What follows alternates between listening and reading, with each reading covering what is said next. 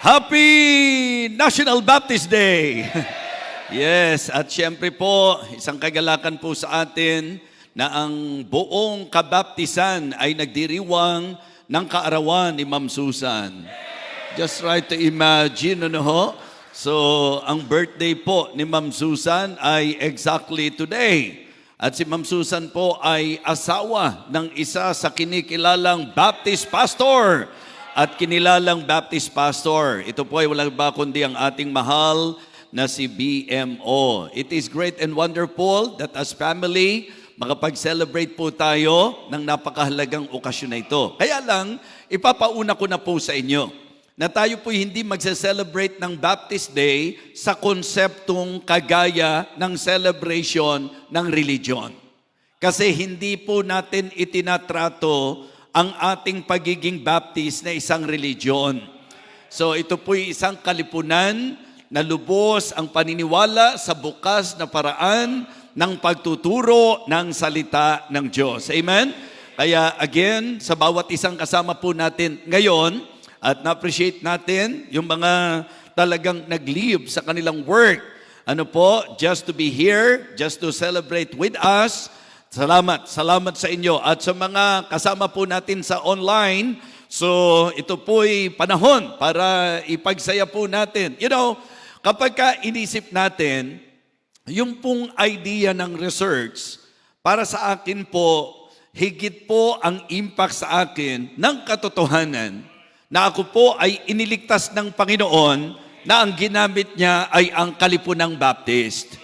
Sila po ang nagbahagi sa akin ng salita ng Diyos, nag-share po sa akin ng message of salvation, at ako po ay nabaptize sa Kalipunan ng Baptist, tinawag ng Panginoon sa Kalipunan ng Baptist, at ngayon po ay mangangaral ng Diyos sa Kalipunan ng Baptist. Amen?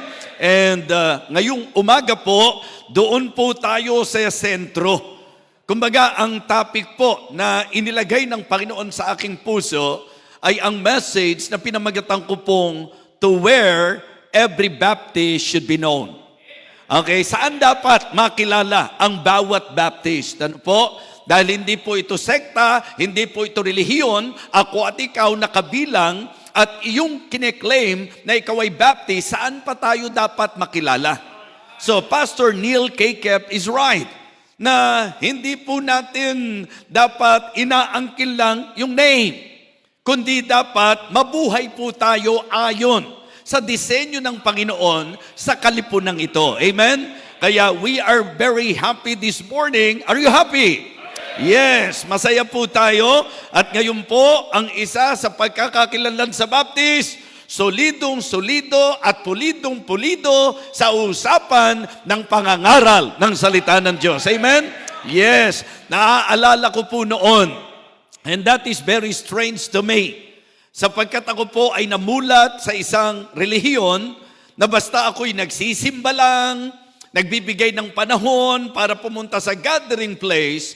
Pero the first time that I attended the Baptist Church, ang isa sa noticeable, ang sentro ng Baptist ay ang salita ng Diyos. Amen? So dito nyo po makikita ang mga dumadalo, ang mga miyembro na talagang ang kanilang kaalaman ay hindi lamang sa usapang simbahan, ang kaalaman ay sa usapang salita ng Diyos. Amen? Kaya ang mga tunay na Baptist, Bible believers. Naniniwala po sa Bible. Amen? At iyon po ang ating pundasyon. So this morning, again, I would like to share with you the message of the Lord I entitled, To Where Every Baptist Should Be Known. Okay, saan dapat makilala ang bawat Baptist? So, ginamit ko po yung every Baptist para mag-uusap tayo sa individual na kaisipan ng ating pong pagtunghay sa salita ng Diyos. Dahil kahit kasama ka sa Kalipunang Baptist, kung hindi po ito ang makikita sa iyo, wala po ang tunay na diwa ng pagiging Baptist po ng sino man sa atin. Saan tayo dapat makilala? Bawat isa po sa atin. Please open our Bible in the book of Jude. Jude chapter 1. Kung kayo po'y Baptist, alam nyo po na walang Jude chapter 2. Okay? Jude chapter 1, verse number 3. And I would like to request the congregation, all of us this morning, to please read it loud and clear. Jude chapter 1, verse number 3. Kung ready na po kayo, let me know by shouting Amen. Okay, verse number 3, Jude chapter 1, ready, begin. Beloved, when I gave all diligence to write unto you of the common salvation, it was needful for me to write unto you and exhort you that you should earnestly contend for the faith which was once delivered unto the saints. Purihin po ang pagbasa ng salita ng Diyos. Let us go to Him in prayer.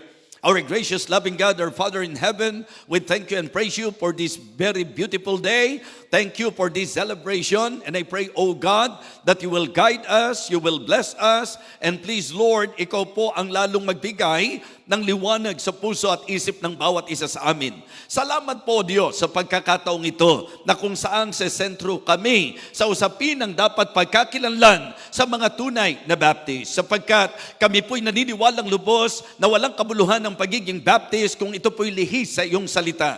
And I pray that this morning, sa biyaya mo, dakilang Diyos, sa kapangyarihan mo, sa karunungan mo po, O aming Ama, ang iyo pong lingkod ay gagamitin mo upang maghatid ng liwanag sa bawat makikinig po ngayon. Thank you so much. Maging sa mga kasama po namin sa live streaming, I pray, O Father, that you will bless them too. And please enlighten our minds, O God, through thy message, through thy words. I would like to commit to you myself and my preaching, Heavenly Father. For all of these things I ask and pray. In Christ's most holy name, Amen. Amen. Okay, please be seated. Maaari po tayong makilala ng bansa natin sa pangalan. Pero ang mas maganda po, makilala tayo sa katapatan. Makilala tayo sa tamang katuruan. Makilala po tayo sa tamang pamumuhay. Yes, it is very possible that many are now celebrating the Baptist Day celebration. But again, may I remind everyone na ito po ay hindi magiging makabuluhan kung ang pag-uusapang doktrina, ang pag-uusapan buhay, kung lihis po tayo, walang dapat ipagmalaki na Baptist po tayo.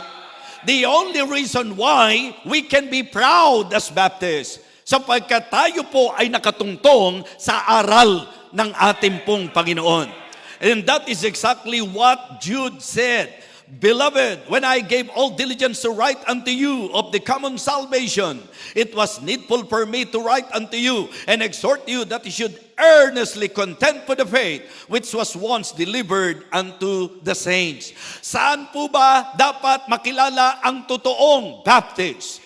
Sa anong larangan po ba tayo dapat kilalanin, mga kapatid? Hindi po mahaba ang preaching na ito. In fact, I can say na ito po ay isang direktang mensahe na ang aking pong goal, ang aking objective, ang aking prayer ay mapaalalahanan ang mga kapwa Baptist natin.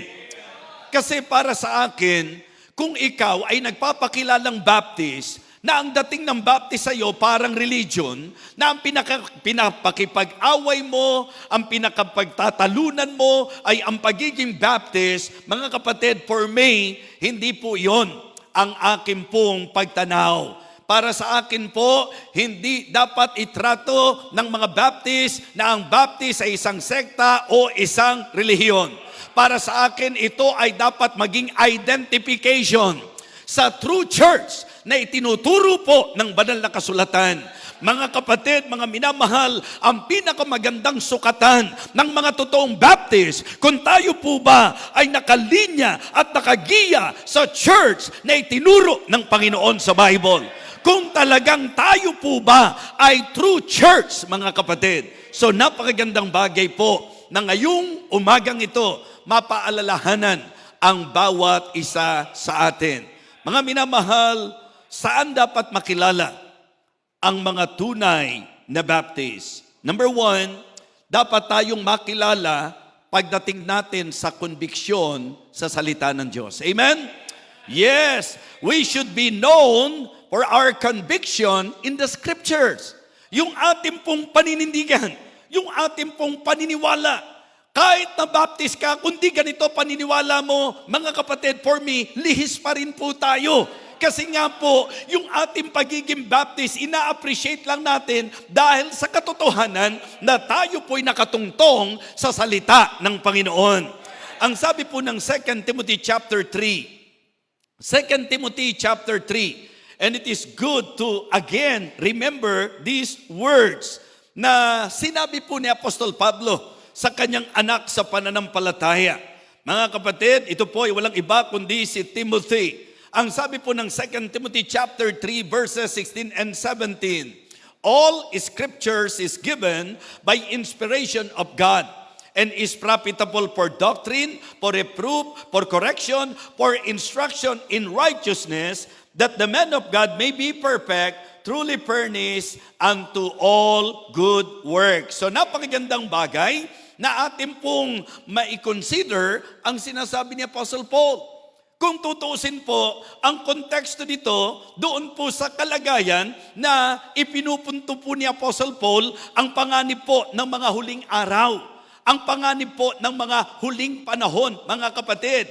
Ito pong dangerous or perilous times na eksaktong sinabi po niya at ang mga bagay po na magiging kapahayagan ng mapanganib na panahon. Ano po yon? Yung paglihi sa turo. Diba?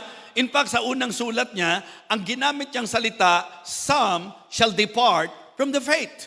Diba? Ang marami daw po, hihiwalay, lilihis na sa tamang pananampalataya. And using our observation, we can notice that. Makikita niyo po yan. That nowadays, ang dami-dami po na mula sa tamang aral, mula sa tamang turo, medyo nahahatak at medyo natatangay ng mga sari-saring mga doktrina na inu-introduce po sa atin ngayon. Ini-introduce po sa atin sa panahong ito. Mga kapatid, mga minamahal, that is really dangerous. And that is the reason why the Apostle Paul reminded Timothy, his son in the faith, one of his disciples.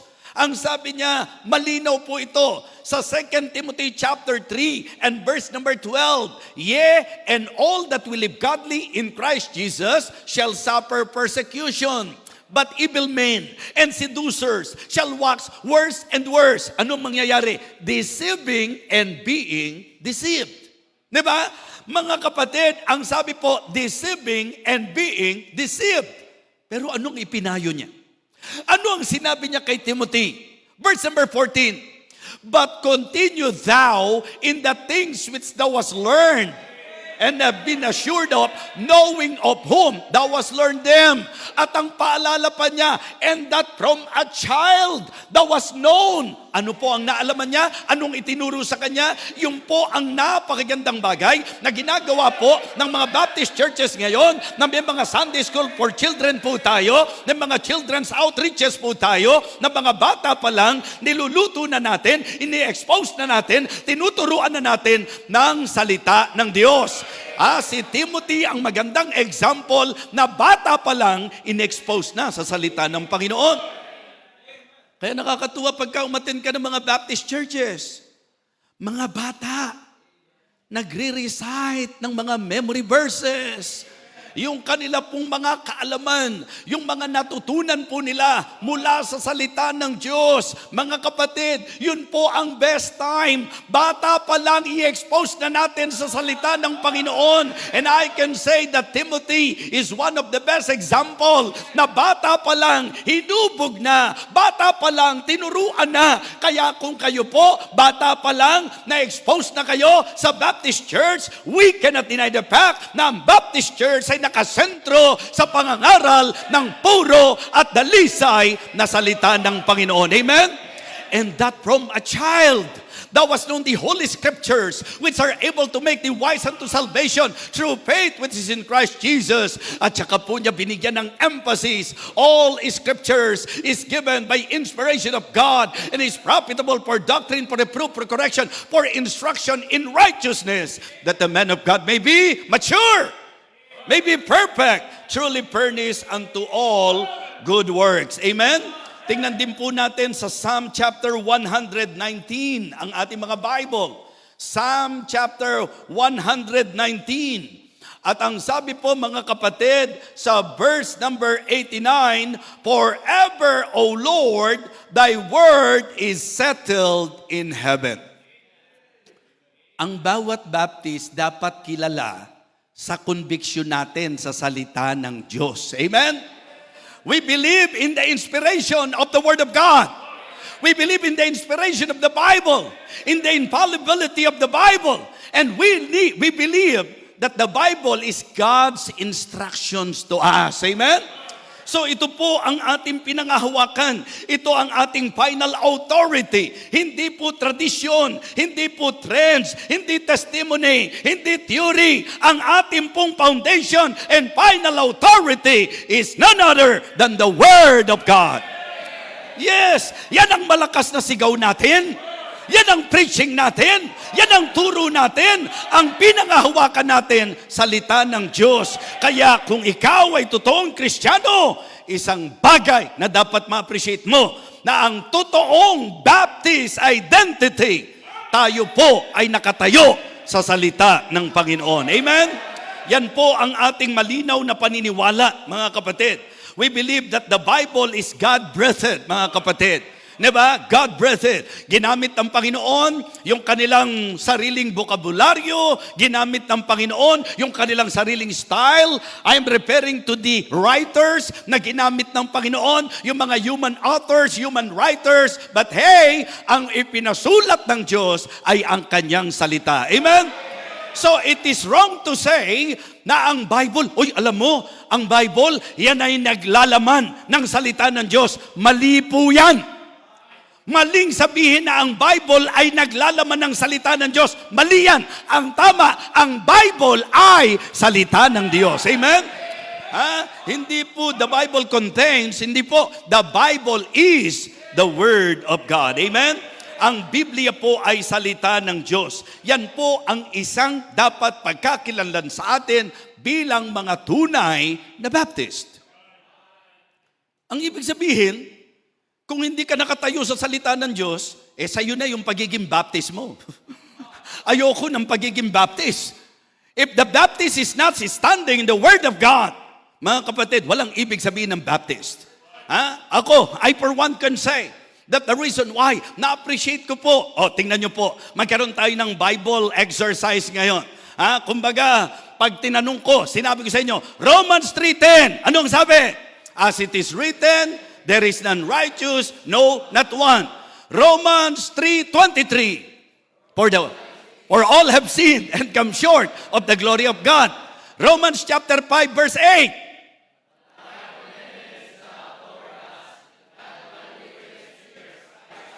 Romans chapter 5 verse 12.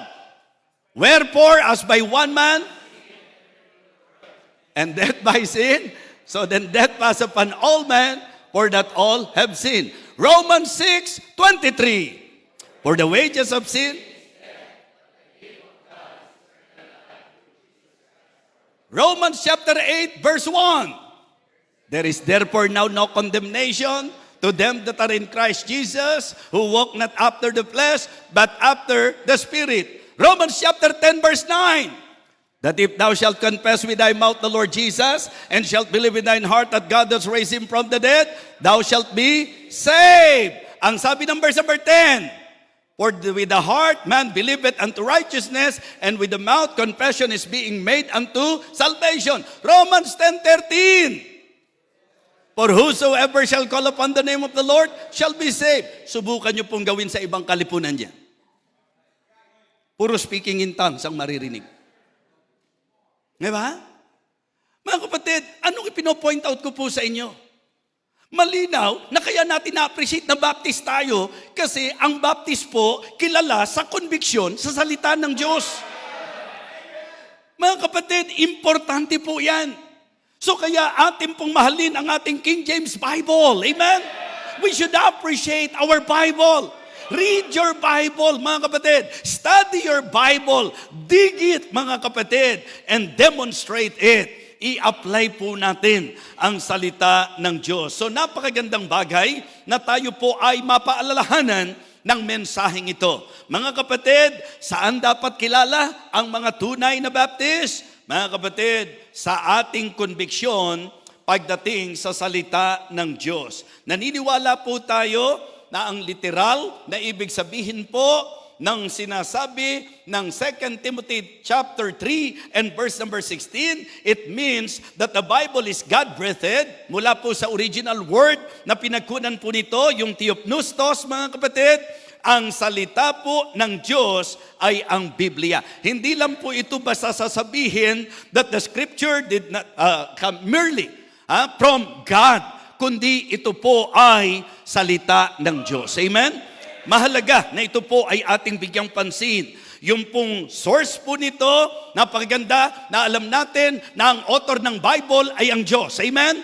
That the Holy Spirit is the author of the Word of God. Yung pong human instrument, sila po'y hiningahan ng Panginoon, inspired by the Holy Ghost, mga kapatid. Kaya napakaganda po na ito ay ating panindigan, ito po ay ating panghawakan. Katulad ng sinabi ko po sa inyo, ginamit sila na kung saan pinabayaan po yung kanilang sariling vocabulary, yung kanilang sariling style, yung kanilang mga background, yet without error, mga kapatid, sa kanila pong naging pagsulat. Pag sinabi po nating verbal, ibig sabihin, the very words are inspired.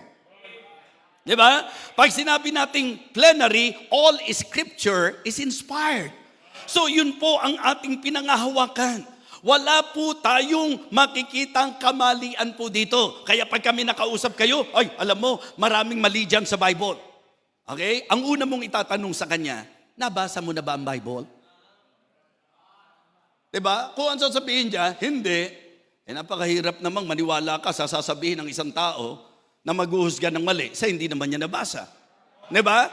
Yung kalimitan sa maririnig natin dyan, mga nagbasa lang din po yan ng mga Bible critics Ibig sabihin, yung mga critics sa Bible. And then, yun ngayon, yung ang akala nila may kontradiksyon. Yun nga po ang isang ini-enjoy natin. Halos ang lahat ng religion, meron silang kailangan salita ng Diyos na papaboran. Pero may mga kailangan silang bahagi ng salita ng Diyos na iwasan. Yun ang kaibahan natin. Kaya ang tunay na Baptist, walang sariling Baptist doctrine. Ang tunay na Baptist, ang ating doctrine, kung ano ang Bible doctrine. Wala tayong iniilagan dyan. Hindi natin iniilagan ang sinabi ng Biblia na tao ang ating Panginoong Jesus. Kung paano hindi rin natin dapat ilagan na ang sinasabi ng Biblia na Diyos ang ating Panginoong Jesus. Hindi natin iniilagan na talagang sa Biblia may mga elect, mga kapatid. Hindi rin natin iniilagan na may sinabi po na whosoever sa Bible. Ang ibig sabihin, kailangan pong mai-interpret yan sa tamang interpretation. And please, do not interpret the Bible because the Bible interpret itself. Kaya pagka may kontradiksyon ang understanding mo sa Bible, ang ibig sabihin yan, mali ang interpretation mo. May interruption sa'yo, mga kapatid. So kaya isang bagay po na dapat pakaiingatan po natin yan, mga kapatid. Panghawakan natin, tindigan po natin ang matibay na paniniwala po natin sa turo ng banal na kasulatan. We believe, mga kapatid, na ang tunay na kongregasyon ng Panginoon, ang tunay na kalipunan ng Panginoon, at bilang mga individual na nagke-claim na tayo po'y Baptist, makabuluhan lang na Baptist ka kung ikaw ay may paninindigan, tumatayong matatag sa salita ng Diyos. Amen? Yan po ang sinasabi ng teksto natin. Kinakailangan po, we should earnestly contend for the faith. At ang usapan ng faith, wala hong tunay na faith na hindi sa salita ng Diyos nakatungtong. Why? So then faith cometh by hearing, and hearing by the word of God.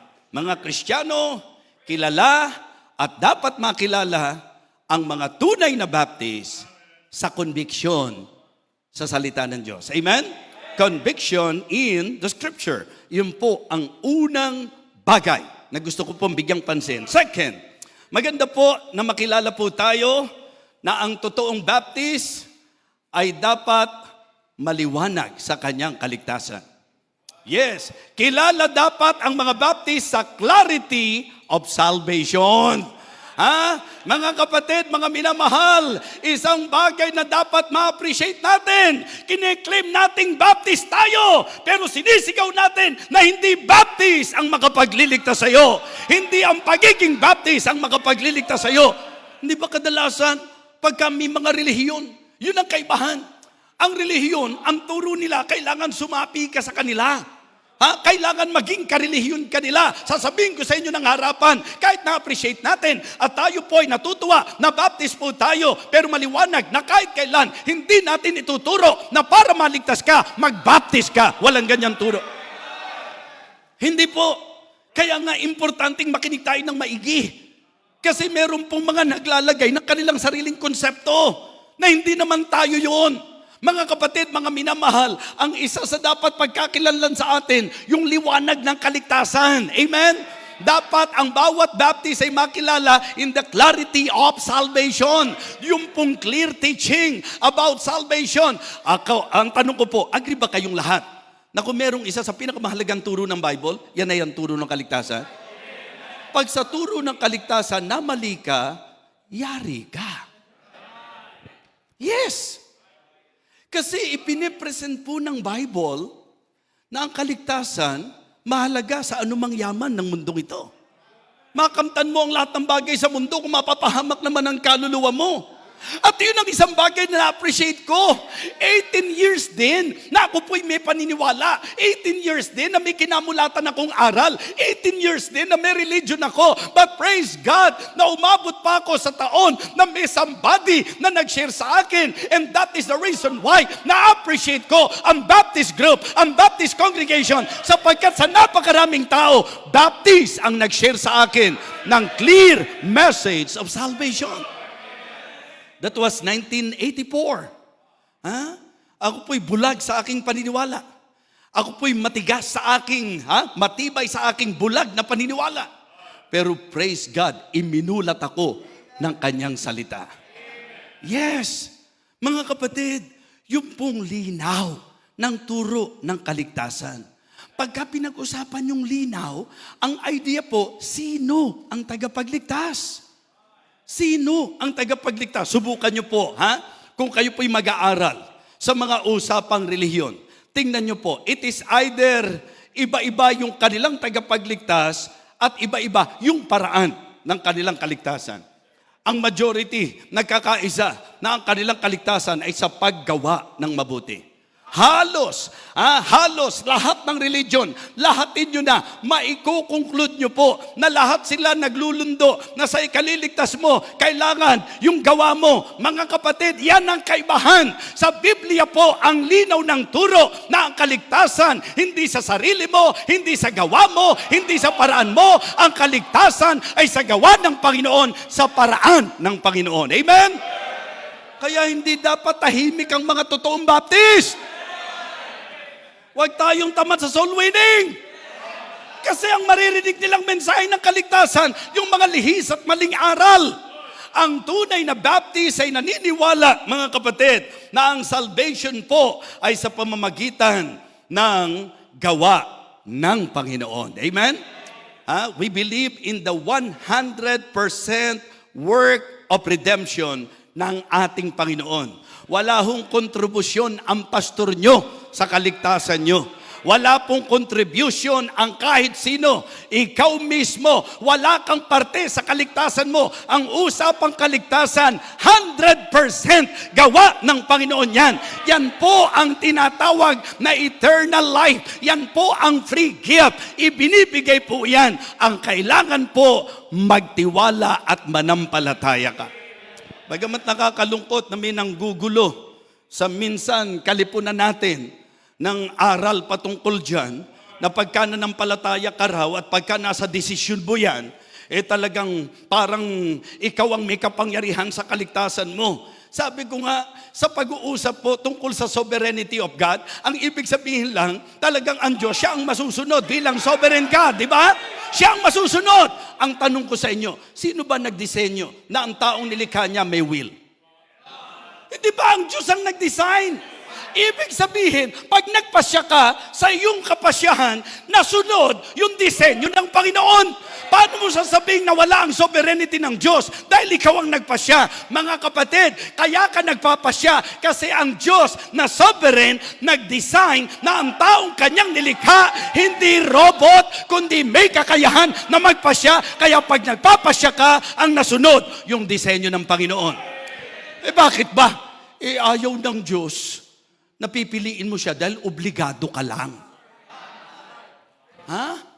Mga kapatid, simple logic. Diba? Masarap na ang asawa mo, kaya mo asawa, hindi dahil wala siyang choice. Maganda na kahit marami ang pumila kay Ma'am Maris nyo.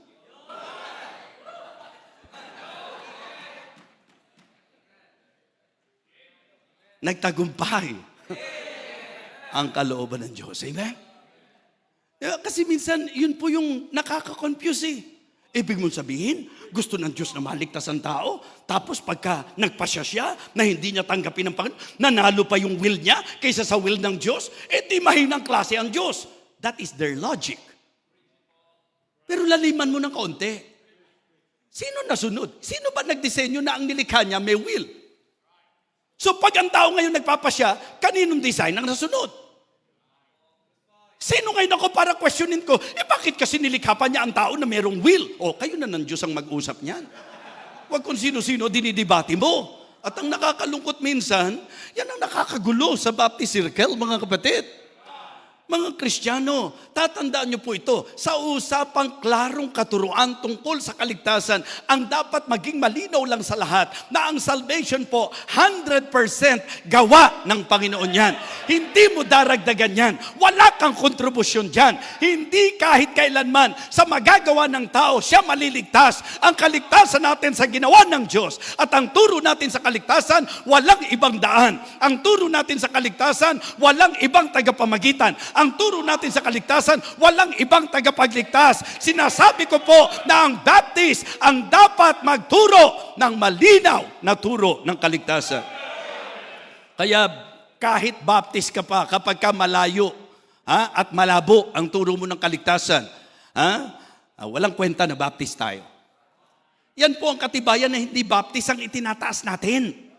Ang itinataas natin ay ang Diyos. Amen?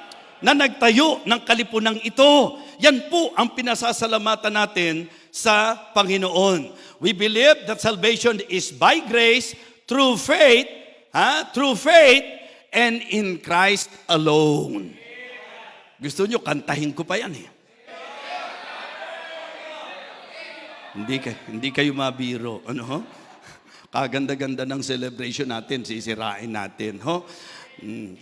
Actually, ang ikinalungkot ko lang ngayong araw na ito, minsan lang ako nagbalak na magsusolo, kinanta pa ni Preacher TJ yung kanta ko. Tapos yung paraan pa ng pagkakakanta, halos pareho-pareho din, kaya magiging redundant. Dagdag na oras pa yan, mga kapatid. So tatandaan nyo po ito, di ba? We are not saved but what we do for Christ. But by what Christ has done for us. Hindi ka maliligtas dahil sa kung anong gagawin mo para kay Kristo. Yun po ang kaibahan natin. Amen? Sa iba po, kailangan gawin mo to. Kailangan po sikapin mo to. Kaya lang, ito naman ang pinalalabas ng iba. Na yung mga Baptist, ang turo niyan, basta tanggapin mo lang ang Panginoon. Kahit magpakasama ka na. Una, wala naman talaga ako narinig na nagturo ng ganun. Di ba? So, wala. Meron ba kayo narinig? Hindi ba kaya nga natitisod kayo? Kasi ang turo ng Baptist, kung totoong save ka, di ba? Hindi ba natitisod nga kayo kasi tapang-tapang mag-preach against sin?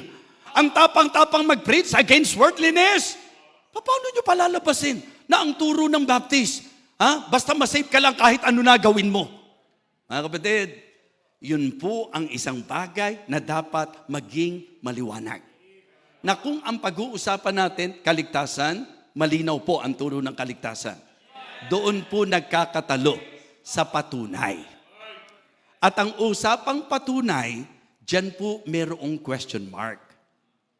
Dahil ang hirap sabihin na ang isang taong totoong naligtas, kailangan pilitin mong umattend.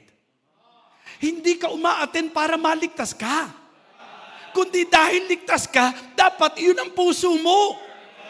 Hindi ka magbibigay para maligtas ka. Kundi kaya ka generous at giver kasi ligtas ka. Mga kapatid, yun po ang concept nung sinabi po ng writer ng Book of Hebrews in Hebrews chapter 6 and verse number 9, "But beloved, we are persuaded better things of you." Anong sabi niya? Things that accompany salvation, though we thus speak.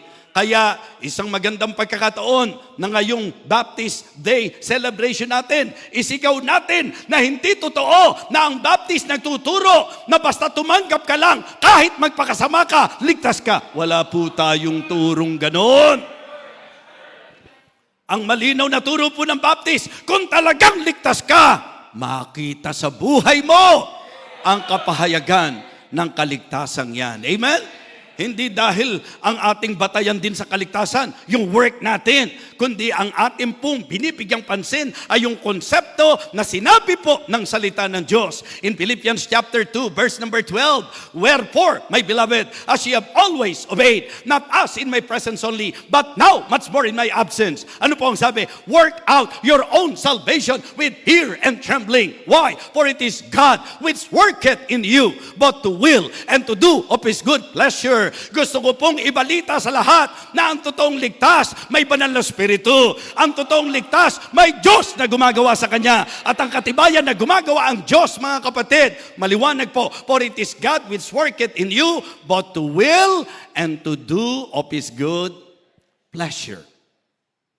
Kaya wag nating gawing komplikado ang turo ng kaligtasan. At wag tayong paggamit sa dyablo na guluhin ang turo ng kaligtasan. Ang tunay na Baptist, dapat makilala. Okay? Every Baptist should be known. Number one, for their conviction in the Scriptures. Second, clarity of salvation. Pangatlo po, for their compassion for sinners. Yes! Di ba? No one can deny that. The reason why you are saved today, it is because of those believers na sumunod sa Great Commission.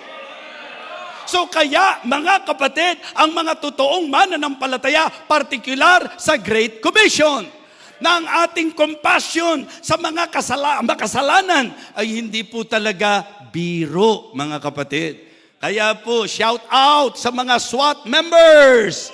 Ha? Sino po yung mga SWAT members? Mga Soul Winning Action Team. Shout out po sa mga laging kasama sa visitation. At shout out din po sa mga nabibisita ng mga iba't ibang relihiyon. Ano ho? Shout out. Hoy! Gising! Why? Sapagkat ang Baptist ang dapat humahayo at hindi ang Baptist ang dapat nabibisita. Dapat ang Baptist po ang humahayo at nagpapalaganap ng Ebanghelyo. Mga kapatid, bakit? Kapag kung totoong Baptist ka, ang isang mapagkakakilanlan sa iyo, yung compassion for sinners. Di ba? Kaya nga ang isa sa ating pong prayer, di ba? Yung give me a passion for souls, dear Lord. Alam nyo, yung Christ-like compassion, yan ang dapat taglay po natin. Because in Matthew chapter 9, at maniwala kayo sa akin, pakitayo nga yung lahat ng mga pastors dito. Pakitayo po. Ayan. Lahat ng mga pastors. Tumayo na rin po yung mga preachers. Ayan. Tapos tumayo na rin po yung mga gusto lang tumayo. Sige po. Mga kapatid, ito po ho, I believe, pastors, okay, preachers, full-time workers, naniniwala akong majority of us, ang isa sa naka-epekto sa atin at ang may impact sa atin, yung Matthew chapter 9. Anong sinasabi sa Matthew chapter 9? Di ba? Beginning verse number 35, "And Jesus went about all the cities and villages, preaching in their synagogue, teaching in their synagogue, and preaching the gospel of the kingdom, and healing every sickness and every disease among the people." Anong sabi ng verse number 36? "But when he saw the multitude, he was moved with compassion on them." Ako po, isa ako sa kinilos ng talatang yan. And I believe marami sa atin nakilos din po ng talatang yan. Amen? Please be seated. Mga kapatid, yun po ang gusto ng Panginoon. Na talagang madama natin yung matinding habag, yung awa sa mga nawawala. Mga kapatid, hindi tayo dapat magalit sa mga bading. Hindi tayo dapat magalit sa mga lasing. Hindi tayo dapat magalit parang sa mga madudusing, mga kapatid. Ang kailangan po nila kahabagan. Hindi judgment. Ang kailangan nila, yung mga Kristiyano na may matinding compassion. Yung may matinding compassion sa mga bading, sa mga lasing, sa mga madusing, mga kapatid. Di ba? Hindi po actually, ang problema minsan sa atin, yung holier than thou attitude eh. Yung bang ang dating natin parang, ikinahabagan lang din tayo ng Panginoon eh. Di ba?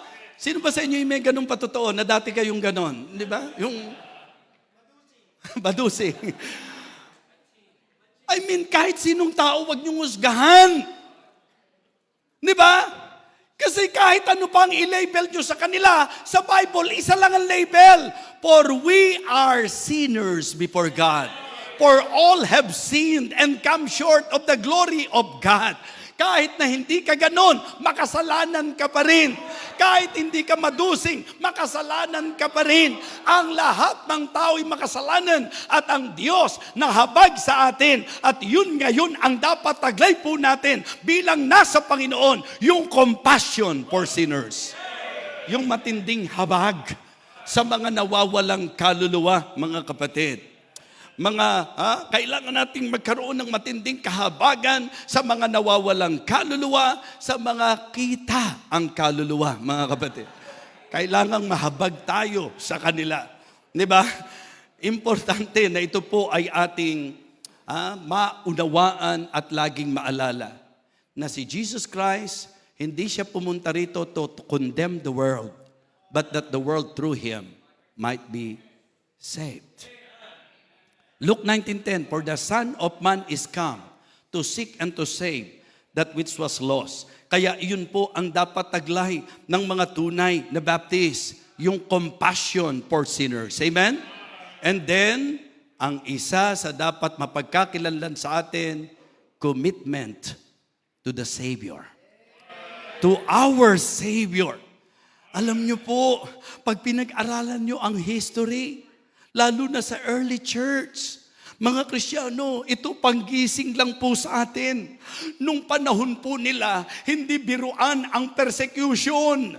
Grabe po ang tindi ng persecution nung panahon po ng mga nauna sa atin. Pero walang persecution na nakapigil sa kanila, mga kapatid. And I can say that the Apostle Paul is one of the best example na makikita natin how he committed himself to his Savior. Amen? Ang lagi ko nga sinasabi, nung siya'y nasa relihiyon, ang debosyon niya sa relihiyon. Pero nung siya'y na-save, ang debosyon niya hindi na sa relihiyon, hindi sa kalipunan. Baptist tayo, pero ang devotion natin sa Panginoong Hesukristo. Amen? Yes, we are Baptists, and we praise the Lord that we are Baptists. We appreciate na tayo po ay Baptist, pero ang devotion natin hindi sa pagiging Baptist, ang devotion natin sa Panginoon. Yes, ang linaw-linaw po niyan. Si Apostol Pablo, kung paano na kahit sarili niya, binaliwala niya, hindi niya inaring mahalaga para sa kanya. Ano ang tawag dyan? Commitment. Nung sa relihiyon, ang debosyon sa relihiyon. Nung maging Kristiyano, ang debosyon sa Panginoon. Nung ang debosyon nasa relihiyon, handang pumatay. Pero nung ang debosyon nasa Panginoon, handang mamatay. Amen? Paano ka maniniwala sa mga Kristiyano ngayon? Maglib lang ng isang araw, hindi kayang gawin para sa Panginoon. Mamatay pa kaya? Diba? Samantalang meron sa inyo na yung isang araw na sweldo nyo, isinakripisyo nyo, Pastor, alam mo, ikamamatay ko sana yan. Yung isang araw na sweldo na yan. Pero alang-alang. Mga kapatid, gaano ang halaga ng Panginoon sa buhay natin? Opo, di ba nakakabasa kayo? Naalala ko nung panahon namin, Pastor, yung tortured for Christ, yung mga talagang kikilabutan ka kung ano pinagagawa sa kanila. Pero hindi i-deny ang ating Panginoon. Talagang nanatiling matibay, nanatiling matatag. Mga workers, gusto kong sabihin sa inyo, na nung kami tinetrain, kung nagbibiro lang kami, hindi kami tatagal. Yes. Ngayon po, masyado tayong particular sa mga isinusuot. Kami noon, isa lang ang sinusuot namin. Diba? Was and where.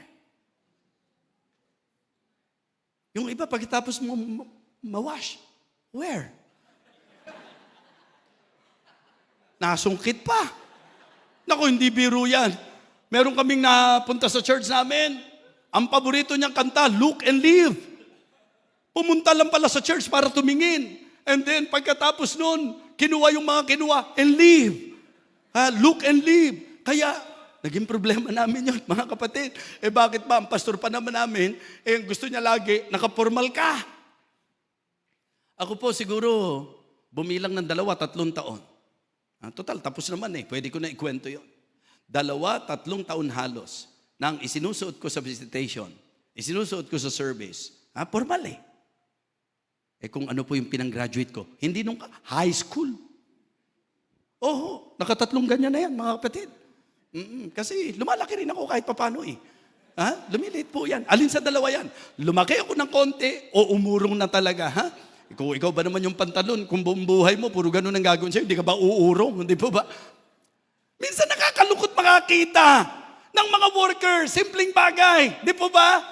Parang napaka-particular natin. Walang masama na bihisan tayo ng Panginoon. Pero wag naman tayong masyadong concerned at particular na kailangan mamahalin ang suot natin. Kailangan maganda ang suot natin. Mga kapatid, sana willing tayo na magtiis alang-alang sa Panginoon. Kaya alam nyo, pasalamat kayo sa mga pastor nyong nagtiis. Mga taga-Maranatha, ang sarap isipin kung nasaan kalagayan na kayo ngayon. Pero alam niyo po, maganda ring isipin paano nagsimula ang lahat. Paano nagsimula ang lahat? Mga kapatid, kung paano po, lalo na sa training ni BMO, matindi po ang training na naranasan niya. Kaya yung lahat ng mga lumagay sa ilalim ng training niya, wala pa pong sinabi yan sa kung paano po sila nagtiis. The same thing with me. Mga galing sa Living Water, mga galing sa Blessed Hope, sila mismo mga pagpapatunay. Yung mga unang generation ng aking pong produkto, alam po nila kung ano yung mga tiniis ko nung ako po ay worker pa lang. And praise God, nagpo-promote din naman siya.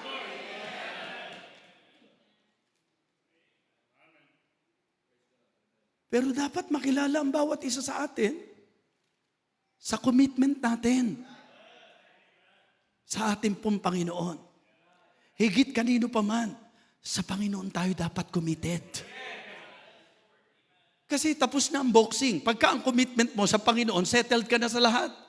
Alam nga naman committed ka sa Panginoon, hindi ka supportive sa church mo. Alam nga naman committed ka sa Panginoon, hindi ka supportive sa pastor mo. Alam nga naman committed ka sa Panginoon, hindi ka supportive sa ministry mo. Mga kapatid, yun lang po ang issue, commitment sa Panginoon. Kasi pwedeng commitment ka sa tao, may commitment ka sa tao, committed ka sa tao, pero wala kang commitment sa Kanya. That is very possible to happen. Kaya dapat tama ang arrangement, tama ang order. Sa Kanya ka maging committed at maniwala ka, ang resulta nito, walang makapagpapatisod sa'yo. Yes. Di ba? Naalala nyo ba ang kasaysayan ng okra sa buhay ni Pastor De Vega? Marami sa inyo lumakas dahil sa okra. Pero ako kumuntik nang mawala sa gawain dahil sa okra.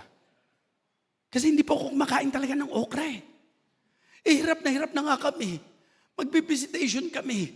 Tapos pag uwi mo, yung coworker mo, pinatungan pa ng okra, yung kanin, na ang ginagawa ko na lang po doon, kaning mainit, tubig na mainit, lagyan ng asin, at alam niyo po yung matamis na bao? Inihahalo ko po yan, na maging yung kakainin ko, confused kung ano siya. Hindi niya alam kung lugaw ba siya, kung syampurado ba siya, diba? Hindi niya alam. Nilagyan ng okra. Tapos nung nagkahiwalay pa, dahil sobrang luto ng okra, yun ang nung nahiwalay pa, humatak na ganyan, mga kapatid. Maniwala kayo, gumaganyan doon sa, pagka nakikita ko silang kumakain nun, yung dito nila, ang pakiramdam ko, hindi sa okra yun, ang pakiramdam ko, dito yun. Kaya sabi ko, mukhang hindi ako mapapakain ng okra. Kahit anong, okrayin mo na ako. Wag lang pakakainin mo ako ng okra. Pero may gusto kong ibalita sa inyo. Nakakain ako ng okra.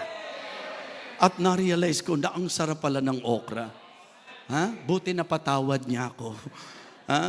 Mga kapatid, mga minamahal, alam niyo po yun, mga karanasan o mga manggagawa kami. Yung kanina, ang tinatalakay ko po sa Believer's Breakfast is about tears. Si Apostle Paul, when he expressed his heart to the Ephesian elders, ang sabi niya, serving the Lord with all humility of mind and with many tears. Ba't mo pipiliing iiyak ka? Bakit mo pipiliing masasaktan ka? Bakit mo? Ba't haharapin mo lahat yan? Bakit handa kang mapagod? Bakit handa kang masaktan? Bakit handa kang harapin ang lahat ng bagay? Ang tawag dyan, commitment. At mahiya tayo kung ang mga Kristiyano nung unang panahon, kung sila nag-give up, kung sila bumigay, hindi na tayo inabot ngayon. Praise God sa kanilang naging commitment sa Savior. Kaya ang tunay na kalipunan ng Panginoon, ang tunay na Kristiyano, kaya kung sinasabi natin na ang Baptist ay totoong church, ipakita natin totoo tayo. Dahil baka mamaya ang claim natin, totoo tayo, pero lihis tayo sa kung ano yung katotohanan. Mga kapatid, makikilala natin ang tunay na Baptist sa commitment sa ating Panginoon. Balik tanaw lang naman, Pastor. Blessed Hope Baptist Church, time. Lahat ang sigaw, sulong. Sa amin ang sigaw, lusong. Dahil laging baha. At ang baha na kinukwento ko sa inyo ay hindi yung basta baha, kundi baha. Yes. We experience na ang baha sa Valenzuela hanggang liig. Pero may service. Nakakamiss. Nakakamiss yung mga ganong Kristiyano, mga kapatid, na hindi kayang pigilan ng baha. Di ba? Kaya ang amin pong trademark noon, kung ang marami tested by fire, kami po tested by flood. Kasi wala pang flood control noon eh.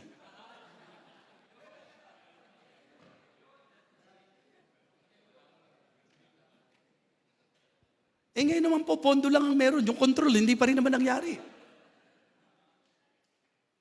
Pero ang tamis. Ang tamis, isipin na naglalakad kami ng malalayo sa visitation. Ngayon, may sasakyan na.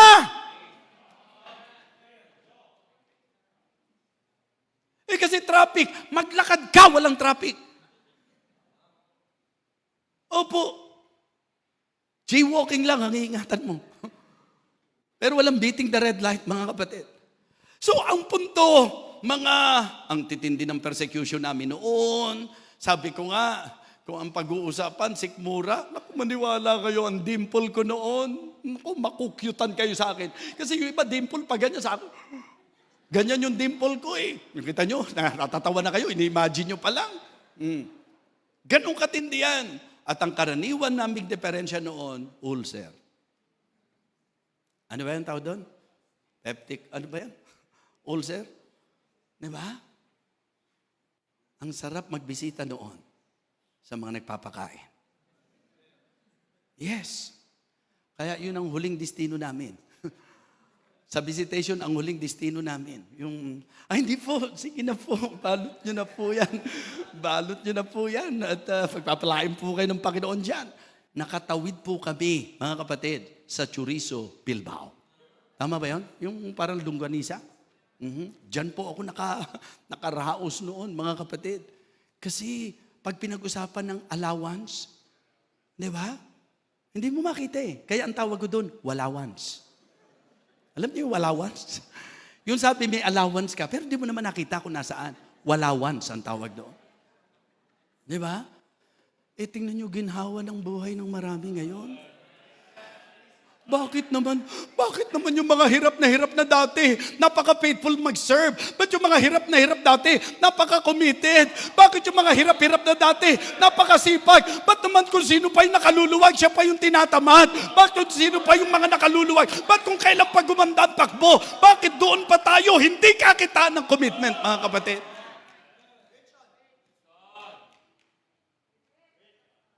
I hope and I pray na ang message na ito ay magbalik sa inyo ng alab ng puso natin sa ating Panginoon. Check natin yung conviction natin. Opo, sige, Baptist Day ngayon. Pero wag mo nang pagparangalang Baptist ka kung wala ka namang konbiksyon. Wag mo nang pagparangalang Baptist ka kung hindi naman talaga tama ang turo mo ng salvation. Wag mo nang pagparangalang Baptist ka kung wala ka namang kahabagan sa mga nawawalang kaluluwa. Wag mo nang pagparangalang Baptist ka kung wala ka namang commitment sa Panginoon na nagbuwis ng buhay para sa iyo. Kung ibinigay ng Panginoon ang kanyang lahat sa akin, bakit naman hindi ko maibibigay ang sarili ko sa Kanya?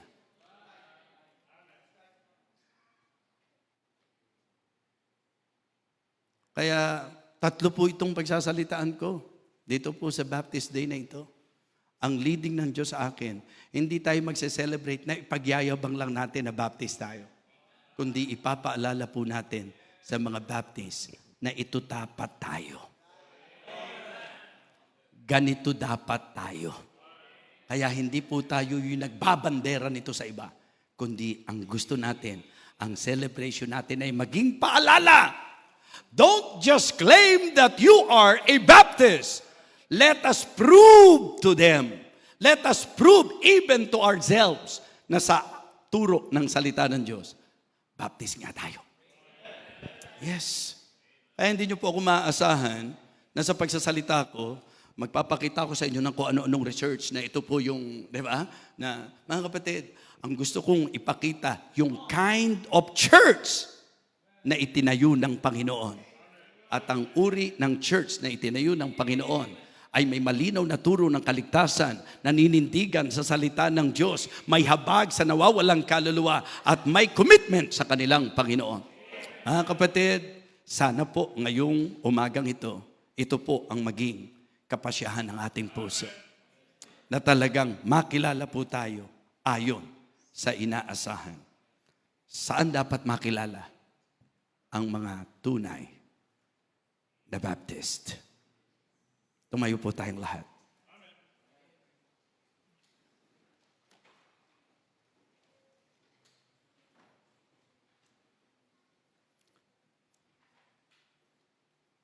Yuko po tayo, pikit po tayo. Paalala lang po ito, mga kapatid, even to the pastors. Nandito na po tayo sa perilous times. Marami po nag-swerve na. Marami po na-sway na. At marami po nag-stop na. The challenge of the Word of God is very clear this morning.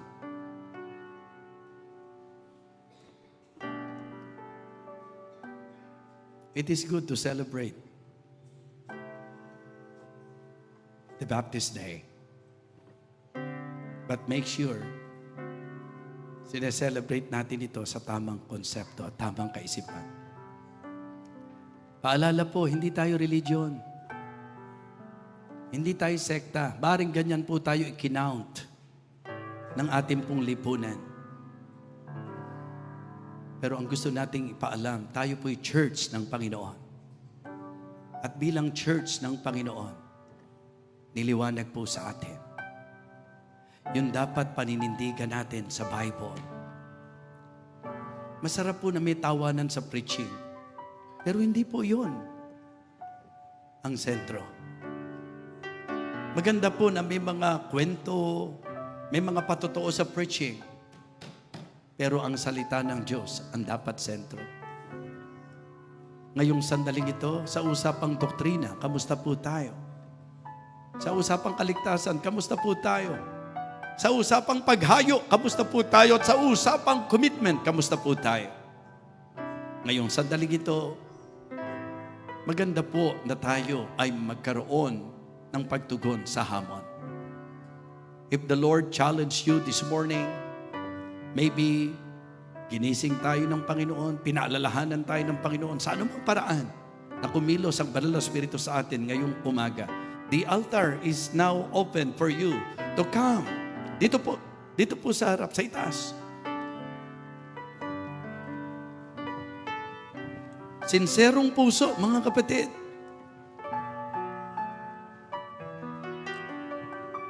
How is our commitment?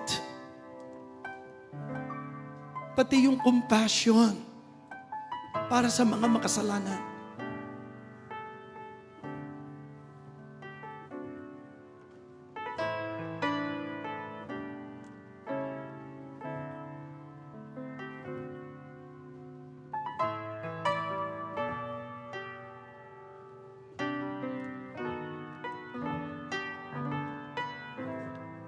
Pastor Neil, please. Sige po, wala mo na pong babalik sa upuan. Hintayin po nating matapos ang prayer para hindi po tayo makadistract sa iba.